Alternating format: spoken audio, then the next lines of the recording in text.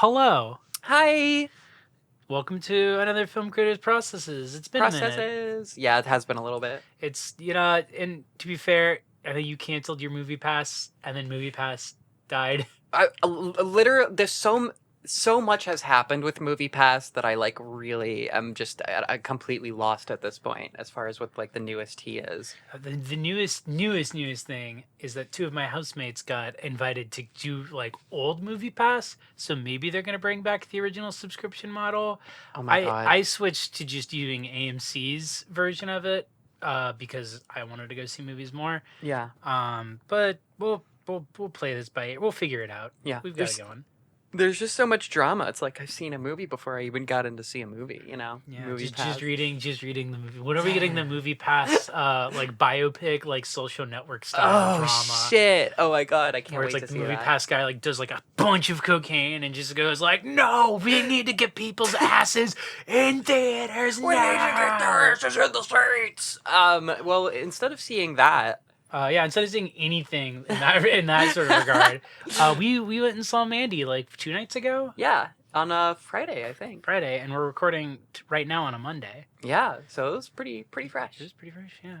Um, For those who don't know, Mandy is really good. And if you haven't seen it, pause this recording, yeah. go down to your local independent art house cinema film or torrenting website, and fucking take a looky-loo. Take a looky loo. Take a watch-aroundy. Yeah, no, they were playing it at where was it? SIF, The SIF, which is the Seattle Independent Film Forum. Okay, yeah. It's actually the first time I've been to that SIF theater. They have like three. They were doing one where they were doing weird Saturday morning cartoons was the theme, but it was all like imported animated films. Huh.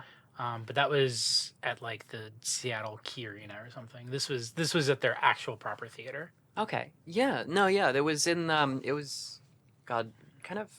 I don't remember what the area was, but basically. It's I think Queen Anne. It's like Queen Oh. Anne or somewhere in that area, like like north of the Space Needle, like directly north of the Space Needle. That's where we were. Fuck. Yeah. Cars rule. Yeah. I get into a car and then I forget where I'm going and where I end up.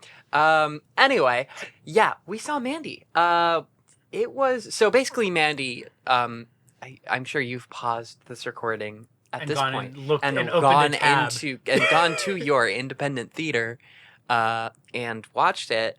But basically, it's Nicole Cage. Nicole Cage. Nicolas Cage, in a movie where, God, It's written and directed by, and I'm gonna fuck this name up. Panos Cosmatos. director of Beyond the Black Rainbow. Beyond the Black Rainbow is his most famous work, and this is like so going into it like because our friend who took us was excited, and he's like, it's gonna be like Hellraiser Yeah, meets Mad Max, and I was like, I don't know, I've seen his other movies. I don't think it's gonna be quite as fast paced as that.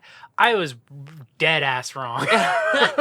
It is it starts kind of slow, but like even the opening slow, like hypnagogic pacing of the film is way faster than Beyond the Black Rainbow. yeah. Okay, that's good to hear. Or at least I had not seen Beyond the Black Rainbow before watching Mandy, so I found it to be really ploddingly slow. But it was this particular effect that really slow movies have, especially older slow movies like in the 70s and things like that. Um, like while I was sitting in the theater, I was like, okay, my ass hurts. The theater seats. This is so slow and so long. I'm dead. So undistracting. And when I thought back on the movie later, I was totally fucking fine with it. For whatever reason. Sorry, that's just.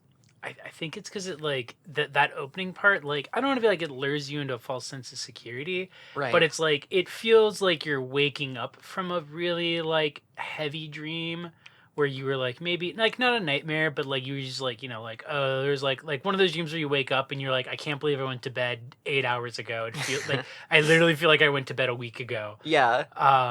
And then it turns out you're not awake, you're in a nightmare, and that's what the whole film is. Right. Huh. Yeah. It's so slow, especially for the first part. It's just kind of I was a little bit I thought that like some of the development left like a little bit to be desired, but I don't know. It was also kind of just like this like very recognizable like Pacific Northwest like artist couple. Yeah. Or Nicolas Cage's No, character. he's a forester, Yeah, I think he's is what kind it of like a is. forest man, and his wife is just like this. It's kind of a really interesting situation, actually. She's like a sort of, she's just sort of like a shut-in artist type. She does I think the implication is she does fantasy novel covers, Yeah, you or see her at smoking least her weed, kind of and art style is in that style. you see her like at the beginning, like getting high and just doing these like very sort of these very ornate like colored pencils fantasy illustrations, um, which makes the stuff that happens in the movie more interesting. Yeah. So yeah, basically in the movie she gets kidnapped by this kind of like troupe of like Nicolas Cage's character refers to them as Jesus freaks. Yeah, it's weird. I thought that was weird where like he like says that, but there's nothing to indicate up to that point that they're a cult, but Yeah. there's nothing to indicate that they're a Christianic cult. And this is post Manson, so like I feel like if I was in that situation, I'd have just been like, these guys are just like Satanists. Yeah. But then he like goes when he finds their compound, they do have big crosses, so he's not wrong. They are a Judeo-Christianic cult, but there's like nothing in their behavior or actions leading up to that moment to be like, we love Jesus. Yeah, like there's like a bunch of sort of satanic shit that happens in the movie too, or like sort of like the implied sort of satanic things. Like there's a point where they like summon these Hellraiser guys with this like ocarina, this like modeled twisted ocarina, and then they like show up and they're like, we want to drink blood, and they give them like a jar and they drink the whole jar. But then you find out that it's like acid. It's not blood, but when they said they wanted blood, what they meant is like, we want a jar of acid, like the drug, not like hydrochloric acid, and also we want to kill one of the people in your crew to kidnap these people. God. um, Yeah, no, there's weirdly like satanic like elements to them, and it's like there's not anything to really indicate to Nick Cage that they're in a cult. He just kind of like correctly guesses that they're in a cult. Yeah. Because his experience is he wakes up and he and his wife have been kidnapped by these like weird, monstrous people, and then like they tie him to a tree with barbed wire, and then they kill him or they kill his wife and like stab him. Yeah. Which, wow, a lot. Yeah, a lot happens in that A scene. lot. Also, like to backtrack a little bit, when Bruce is Hellraiser, if you haven't seen the film, like explicitly, Not even. they're definitely a Hellraiser reference. The Yeah. film has like a lot of like 80s pastiche, like not references. There are some like references that like Nick Cage makes that feel intentionally awkward, like the Eric Estrada bit. Oh, yeah. Like right at the start of the film, he goes up to his wife and he's like, knock knock, and she's like, who's there? And he's like, Eric Estrada, and she goes, God, Eric yeah. Estrada who? And there's just a really awkward pause, and he's like, Eric Estrada from the show Hit Chips. And I'm glad that they It's like dropped, not a joke, but it like works. yeah, I'm glad that they like dropped that bit, because I was like, is this gonna be his character's bit? Is that he just makes really awkward 80s references, and then it's like, no, they stop it after the murder. Yeah. But yeah, the biker gang that they summoned to do their dirty work is like very heavily and clearly modeled off of the Cenobites, right down to like there's a scene where a character is like they're in the worst pains of their lives and they love it. Yeah, they actually do talk about that. There's some like pleasure and pain weird shit going on. Yeah, it in that way I kind of appreciated the way that it felt kind of like it felt very loving of that era of like filmmaking, and it felt it felt at home in that era of filmmaking in a way, of just like people still trying to make like weird movies in the 80s and kind of like sort of succeeding. The director is very much an experimental filmmaker, and he definitely has like a love affair of like acid tinged like weird surrealism and like just kind of like hyper horror images, because even in Beyond the Black Rainbow, as much as that's a slow film, there's some like pretty upsetting like visuals in that movie. Mm. I know there's this like sentient drone guard that like patrols the building that the main character is in, and near the end of the film, it takes its mask off and it has like a literal baby face, like its face is literally an infant's face. God, I should check that one out. It's a really slow film. Right. So if you have like a night where you're just gonna get really fucking high and are down to watch something experimental, it's really really good. Okay. But it is a film that I've like not watched more than like twice because it's a slog to get through, which is like kind of part of the point. Also, acid is a big theme in that film too. This dude definitely either hates or loves acid. Yeah. Probably has a complicated, relationship to it. I mean, like, the whole thing about this movie where like the Hellraiser monsters, they're not even like they're not even like demons or anything. They literally just are people who, this guy is just like, so like the guy who kills his wife, Nicolas Cage's wife, is like the head of the cult, but it turns out also that he's like freebasing acid from the cult, and that's like how they operate or some shit. Yeah. And the blood that they drink is like literally they just drink his freebased acid like a full jar of it, and that's like the implication of like how sort of fucked up they are or whatever, which is funny. Yeah. That's like really funny, and also kind of like grounds it in a way that's like a little bit not necessarily like critique proof or whatever, like it's kind of just like, oh, this isn't actually supernatural, haha, bait and switch. It's something where it's like the film uses this sort of like acid theme thing to go to the idea that like what you're watching is both actually happening but is also like not in the characters' minds but is filtered through the lens of like they're all on acid. Yeah. Like Nick Cage takes the acid at one point. Like he literally just takes a dab of it, and then it's this like really trippy like very quick set of visuals, including his face literally melting, and then he also kind of joins them in the realm of like just hyper surrealist visuals and narrative. Yeah, that's true. There's also a great part where they he like breaks a glass table where this guy is just literally like one of the Hellraiser dudes is like putting his face into like a literal pile of cocaine While watching a loop of porn, but like not jacking off because his dick is a giant knife.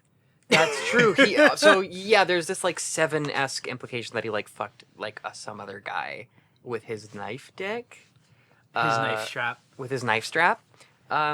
Which, okay, sure. But then there's a part where like that all that glass is broken. There's like shards, and like Nicolas Cage grabs one of the shards and like grabs this huge scoop of cocaine. It just like shoves his face into it and just yells. Him in that movie was very loving of his sort of like his ability as an actor to just be insane. It's one of the rare roles I can think of where they obviously cast him both for his ability to do good acting, because there's a lot of really like minor just like facial like moments in the film. His character is kind of like not a dumbass, but sort of like he's a lumberer who doesn't like, he's like not great with words, so he's kind of very stoic in a lot of scenes, but there's like really small acting things that show off Nick Cage's, and there's a lot of scenes where he's just like screaming and hollering and saying the cheesiest, corniest things, and it's obvious that they're like, no, we want Nick Cage because he can do both of those brilliantly. He was very brilliant in this movie. I there were some people kind of who came to the movie who were kind of like coming off of like him being a meme, sort of, which.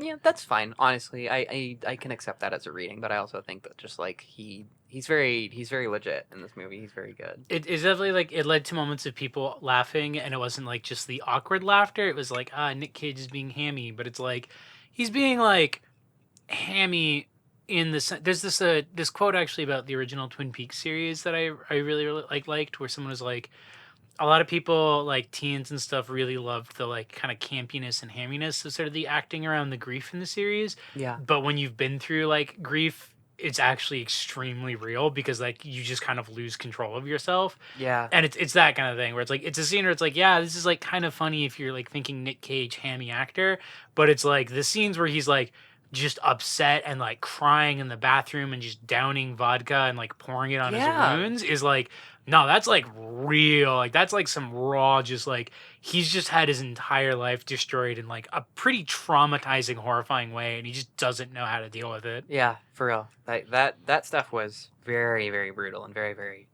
very good, and just great casting. It's I think the a quote unquote mistake would be that like right before that they kind of try to ease the tension off a little bit by having him watch a commercial for the what is it, the cheese gremlin, Oh the yeah. cheese goblin. He There's like comes a back in and he comes back in from watching his wife die, and there's a commercial for the cheese goblin on, which I thought was a really good touch. yeah, no, I love that. It's just like that was It's it, so cynical. the film is definitely super 80s cynical. Like it's Yeah. one of the first things that happens is he's driving home and it's Ronald Reagan's silent moral majority speech, and he just turns it off. And it's like, I see what you're going for. And then yeah, there's that scene which is just like, yeah, 80s kids commercials, and so there's this like awful claymation goblin literally vomiting mac and cheese on kids while they cheer, and it's so was a real over the Tim top. Hanks Yeah. It was so it was a lot, but no. Speaking of the claymation in that, the thing I love the most about this film is they either very faithfully recreated what like traditional special effects looks like, or there's actual like Yeah. use of matte painting and like Oh there's god, a lot yeah. of practical effects. There's a part where Nick Cage crushes a man's head with his hands, and it looks like a oh god, like not maybe Cronenberg, like that sort of like 80s horror thing where it's like a person's head is getting crushed or something, and it cuts to Yeah. the person crushing it, and then it cuts to it, and it's a very plastic model of it being crushed, and there's just blood oozing out of it, and it's Yeah. like shot for shot like something out of like The Brood or whatever. God, yeah, I loved it. All the matte painting shit. Like the movie is so beautiful. It's so much more beautiful than it has any right to be, for being like a revenge thriller flick.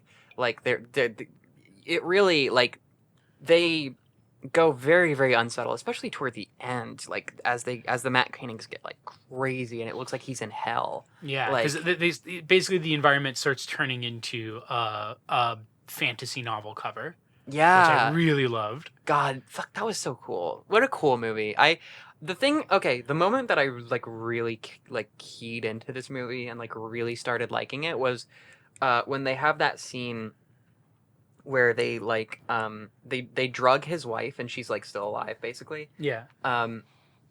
And like they give her like this crazy acid, and then they like sting her with this like really big prop bug, like animatronic bug that's you know, and so she's like super high, and the leader of the cult is like talking to her, and he's just like playing a record for her, and he like strips naked in front of her, and she's kind of just like, oh, did you make this music? Oh, is it about you? Oh. And then she just like laughs in his face. Yeah, she just fucking that was like the realest scene for me. It's just like, yeah, I've like been that high where like you're aware that this is not a situation where you should just be laughing at someone, but what they're doing is just so absurdly egotistical and like narcissistic, but like Just immediately see through the yeah, stupidity. you just see right through it that she just starts fucking losing her shit, and the Yeah. guy like, and it's like it's sort of like it's like below camera, but he's like starting to like jerk off and get hard to be intimidating again, and he's just and her laughter just starts getting so disorienting, and it's like so so loud. I've been that high. Yeah. Where I'm just like, oh, I can't keep it together anymore. This is too fucking absurd. Yeah, no, yeah, it's very real, especially for a character who has obviously tripped before. Yeah. Like you look at her character and just kind of, yeah, you know, you've this isn't your first rodeo. So. That is something I will say is I was hoping originally that there'd be some sort of twist that they faked her death to try to like get back at Nick Cage. Oh yeah. Because that actress is so good at She's just playing this kind of incredible. like burnout stoner. Well, not burnout, but like the sort of stoner who's just like dedicates her time to running a little shop, doing art, reading books, living in the Yeah. forest with her lumberjack husband, Ugh, watching like shitty cult movies on the TV. life, the fucking life. I've met and been friends with those people like I- dozens of times, and I- that's it. She plays it pitch perfect. Yeah, no, she plays it 100% perfect. I've seen a lot of people like that. I'll probably one day be that bitch. She's a fucking Olympia kid. Yeah, she's exactly. An Olympia. No, yeah, she's an Olympia kid. Doesn't it really take place in the Pacific Northwest? It's the Pacific Northwest, yeah. Yeah. So they probably Eastern Washington, maybe Northern Oregon. Yeah. Ugh. So good. There was a scene where she was like, her and her husband have this like insane bedroom that's like, they're like surrounded by glass and it like leads right out into the middle of the forest. And I was just like, bitch. God, that was such a good set. It was so good. I want that life. But you know, you can't always get what you want. But with Mandy, it turns out you do. It's a good movie. I definitely recommend it if you can stomach some pretty upsetting visuals. Yeah. I don't think there's obviously the sort of pseudo threat of sexual violence, I guess, but it's like he's trying to seduce her into the cult. It's not like he's like there's no like overt kind of stuff, I guess, in that way. Yeah. But there is a lot of really upsetting just violence, and obviously they burn a person alive. They burn someone alive. Being, Nick Cage just murders like 7 people. There's a lot. It's, you know, it's a horror movie. But if you enjoy those kinds of films, it's probably one of the best ones like made in a decade at least. That's up there among my favorite revenge movies. Just for its panache, its style, its, you know. It really makes me hope that like as experimental film kind of like, and it's weird to say experimental film becomes more mainstream, but I feel like just more as experimental film is sort of more able to get a broader release and broader audience because people can like fucking use their eyes now. Yeah. It really makes me hope that like more people just be like, we're gonna do like a very genre film, but it's gonna be a very experimental genre film. Right. Yeah. Yeah. I really like that. I really like that about it. That said, I'm not looking forward to the inevitable splurge of YouTube's explaining Mandy. Mandy, ending explained. Ending explained. He took acid earlier in the film, and sort of thing you see his dream sequence, and he's entering the realm of he's entering the realm of the unreal. Oh, you guys, he's entering the realm of the fucking. You see, the subconscious, the post-conscious, the ego death. There's acid. Have you ever done a drug before? My God. What were they on? What were they on when they fucking wrote this fucking movie? Oh my God. To get into a bit of explanation, I do like that the guy who makes the acid is basically God in the film. That scene was so fucking... all of it was so fucking funny. There's a scene where Nick Cage goes and meets the man who makes acid, who has a tiger in a cage. Yeah. And the guy's just really chill, and he's just like, they did you wrong. I'm sorry. Here's where they are. That's my cat. Lizzie. God, that was so... That was such a strange sequence, but I fucking loved it. I was so into it. Our review, what would you have rather spent the $15 on? The $15. Normally it's $12, but because it's Sif, it was $15. Fuck. $15. I guess that's a fair price. I was gonna say fuck you, Sif, but no, actually, Sif, you're good. They get a lot of movies that you probably can't really see otherwise. Yeah. They're showing a Neil Breen movie. If you haven't watched any Neil Breen movies, check them out. Also look them up. They're not good, but they're absolutely worth a watch. Crawl, do not run to your nearest Neil Breen movie. to your nearest youtube.com. / Fateful Findings. So what would I rather spent the $15 on?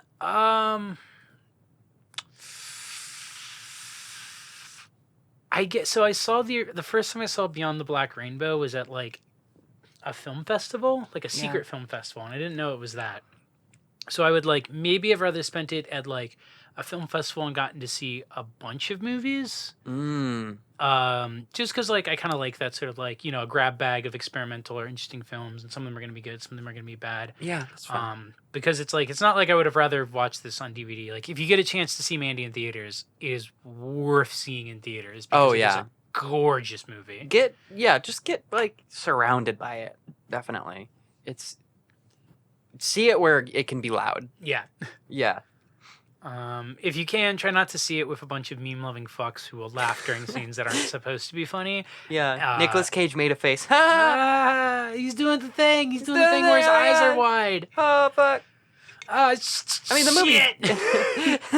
Fucking, we did it, Reddit. Shit. Reddit, we did it. We did it. Reddit, we fucking went to this international film festival and we asked for the Fortnite burger, and the look on their face, the look on Nicolas Cage's face was so funny. I would rather have spent it on, well, I don't know. My house is out of groceries, so I mean, it's not that I would rather. Maybe I can go another week without bread. It's hard. Honestly, $15 is like an exactly perfect amount to spend for this film. Yeah, it kind of is. I don't regret it. 15 is a lot though. Yeah. Maybe I could have gotten. Maybe if it came with like a free popcorn. Oh yeah, or maybe if it was a 3D showing. Yeah. A 3D showing of Mandy. Oh my And god. you can see Nick Cage coming right at you. I want to just like.